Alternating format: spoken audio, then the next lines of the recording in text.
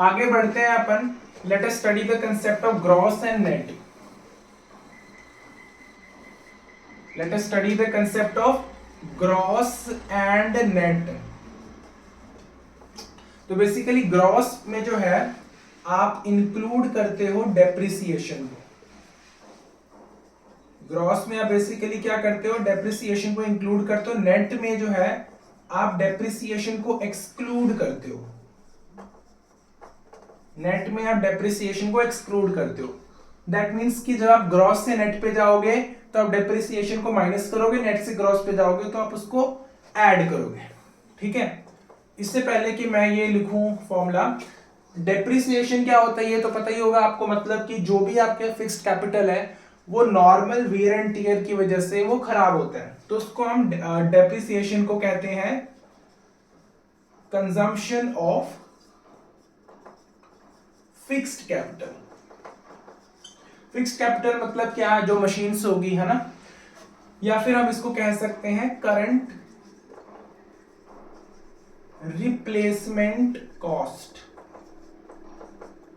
Current replacement cost का क्या meaning होता है। मान लो कि जैसे आपने एक वॉशिंग मशीन ली, आपने ली वो 20,000 रुपए की, ठीक है, उसकी लाइफ है आपकी 10 ईयर्स की, ठीक है। तो अगर इन केस आप उसको 1 साल यूज करते हो तो आपको वो वापस करनी पड़ेगी 18,000 की। क्यों? क्योंकि आपने 2,000 रुपए का जो है डेप्रिसिएशन जो है फेस किया, ठीक है। तो रिप्लेसमेंट कॉस्ट क्या, अगर मान लो आपने खरीदी और आप उसको वापस कर रहे हो तो आपको कॉस्ट कितना पड़ रहा है, 2,000 रुपए। So that is your depreciation.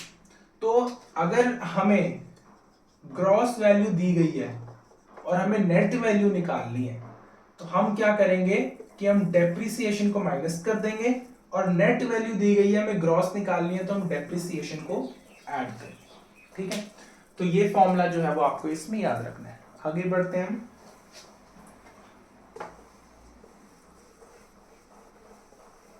Gross and net का अगर आपको कंसेप्ट समझ आ गया है, now let us move to the next concept of factor cost versus market price.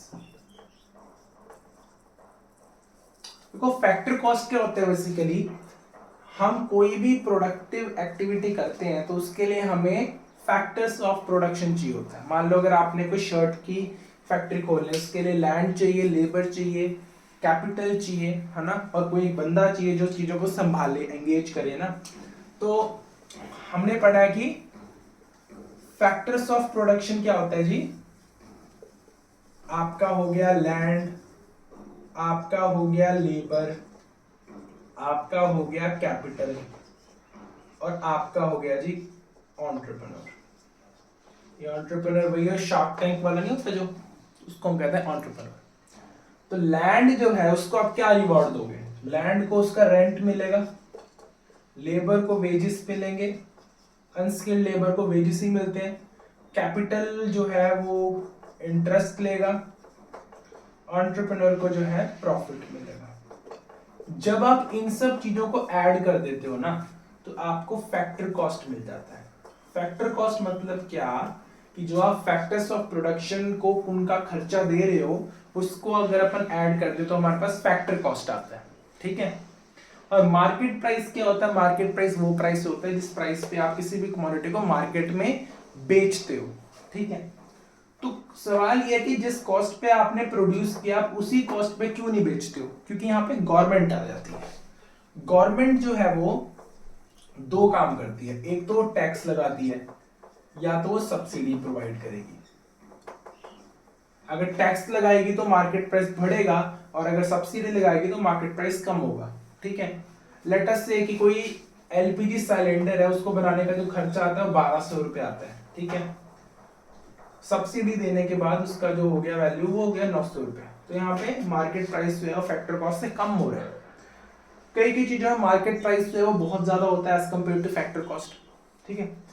तो जब आप इन दोनों के कंबाइंड इफेक्ट को देखते हो ना उसको हम कहते हैं net indirect tax. That means tax में से जब आप सब्सिडी को माइनस कर दोगे तो आपके पास में क्या आ जाएगा, नेट इनडायरेक्ट टैक्स आ जाएगा, ठीक है। अगर हमें ये चीजें अगर आपने समझ ली है तो आपको ये पता लग रहा होगा कि अगर हमें फैक्टर कॉस्ट से मार्केट प्राइस में जाना है तो आप नेट इनडायरेक्ट टैक्स को ऐड करोगे, मार्केट प्राइस से फैक्टर कॉस्ट पे आना है तो आप नेट इनडायरेक्ट टैक्स को माइनस कर दोगे। ठीक है, तो ये हो गया आपका factor cost and market price.